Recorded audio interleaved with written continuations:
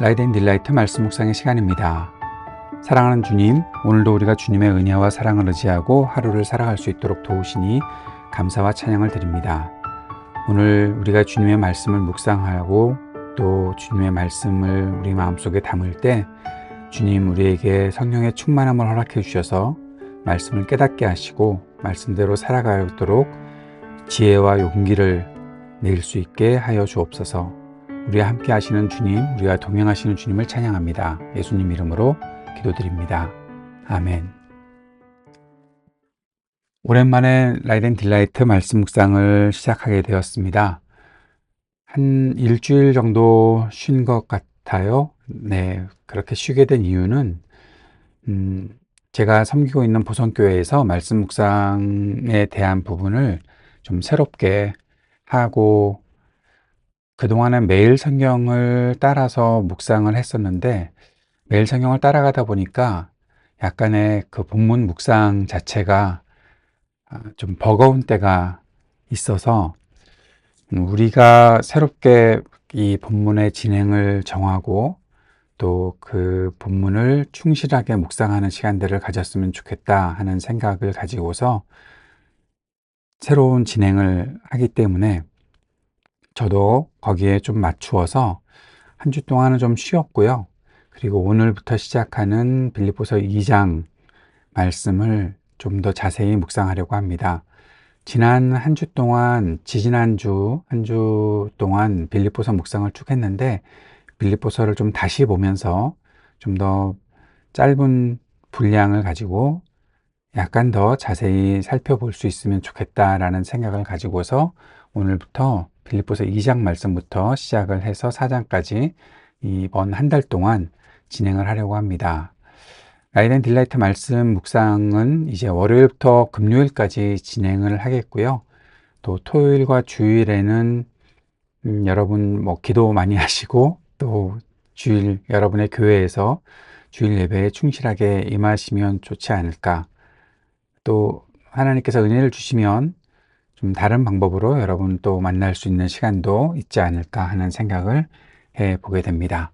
자, 오늘은 빌립보서 다시 보기라는 제목을 달아보았는데 빌립보서 2장 1절에서 5절까지의 말씀을 함께 읽고 묵상하도록 하겠습니다. 빌립보서 2장 1절에서 5절 말씀 새한글 성경으로 읽겠습니다. 그러므로 그리스도 안에서 여러분이 용기를 얻고 사랑의 위로를 받고 성령님이 이루시는 사귐을 가지고 서로 가엾게 여기거나 애처롭게 여기는 마음을 품고 있다면 그렇다면 여러분은 내 기쁨을 완전하게 해 주십시오. 같은 것을 생각하고 같은 사랑을 품고 같은 마음이 되고 같은 목적을 생각함으로써요.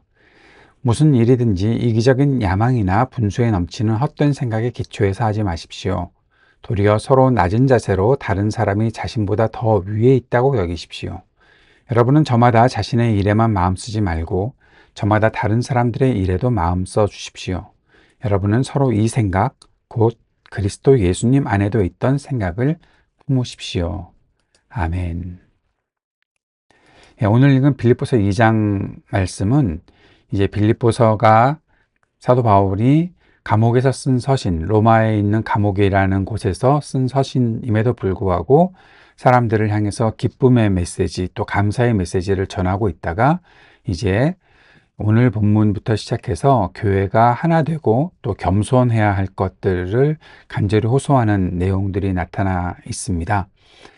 그 이유가 무엇인가 생각해 보게 되죠.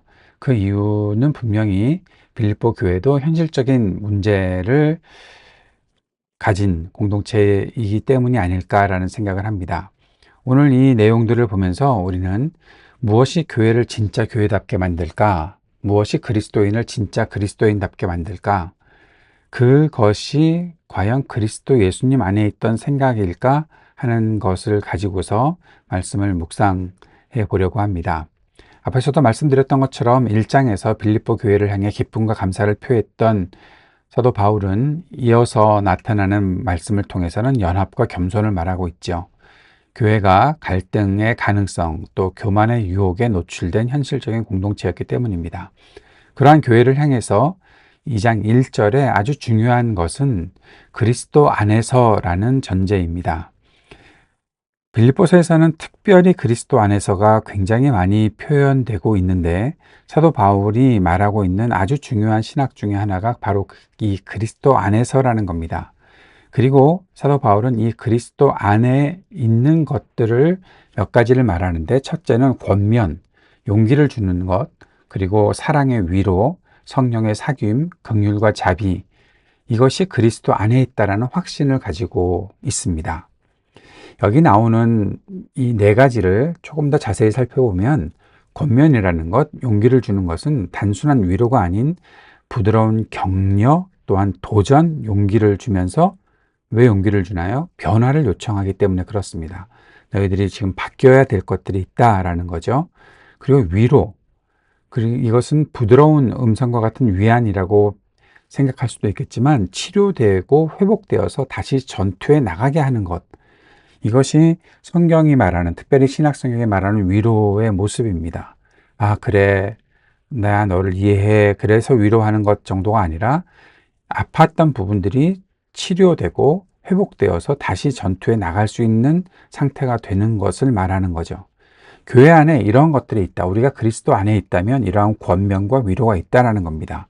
그리고 교제도 있죠. 성령 안에서 나누는 친밀함, 동참, 연합을 나타내는 교제가 이 그리스도 안에 분명히 있고, 또 긍휼과 자비, 사도 바울이 긍휼과 자비라는 단어를 쓸 때는 이것은 우리 마음속인데 사실 내장 깊은 곳에서 올라오는 그런 감정들이 있잖아요.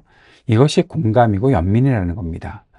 이 말을 사도 바울이 이 네 가지를 전하면서 이것이 그리스도 안에 있다 라고 말하는 겁니다. 그리스도 안에 있기 때문에 이런 것들이 참되고, 또 이 참된 것들이 우리 안에서 함께 이루어져야 한다. 우리가 그리스도 안에서 이 모든 것들을 받았고, 그렇기 때문에 그것을 실천할 수 있어야 한다라는 말을 사도 바울이 성도들에게 하고 있는 것입니다. 그러한 가운데서 이제 해야 될 것이 있습니다. 앞에서 말하는 권면, 위로, 또 교제, 긍휼과 자비, 이것을 가지고서 해야 되는 일들이 무엇인가 하면 같은 마음을 품는 것입니다.